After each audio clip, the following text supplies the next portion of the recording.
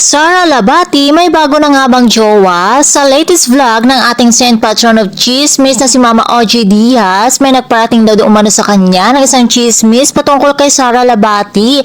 At dahil nga sa tapos na ang Semana Santa, halina't magchismisan muli tayo mga chikadora. So heto na nga, nagpadala daw ng isang fan at taga-subaybay ni Mama Ogs mula sa Hong Kong ng isang larawan ni Miss Sara Labati na kung saan naispatan daw niya ito sa isang restaurant na nasa kabilang table daw si Sara. And guess what? May kasama siyang isang mysterious man. Ayon pa kay Mama Ogs, gusto daw sanang magpa-picture ng kanyang source kay Sara, subalit na unahan daw ito ng hiya dahil nga naman sa kumakain ang actress kasama ang isang foreigner, kaya naman pinicturean na lamang niya si Miss Sara. At ang tanong ng lahat, sino nga ba ang kasama ni Sara? Subalit sa ngayon ay hindi pa malinaw kung kaano-ano ba iyon ni Miss Sara.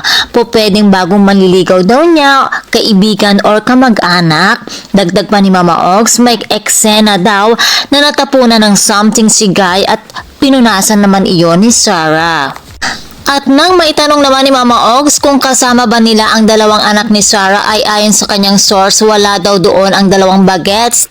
Tanging sina Sara lamang daw at ang mysterious man. Subalit kung sakasakali naman daw na bagong jowa na iyon ni Sara, wala naman daw masama doon dahil nga naman alam naman natin na hiwalay na si Sara at ang kanyang asawang si Richard Gutierrez. Sa katunayan ay pinaprocess na nga ang kanilang annulment at ang importante ay ang kanilang co-parenting sa kanilang dalawang anak. Pero in fairness mga chikadoras, gwapo din si Afam.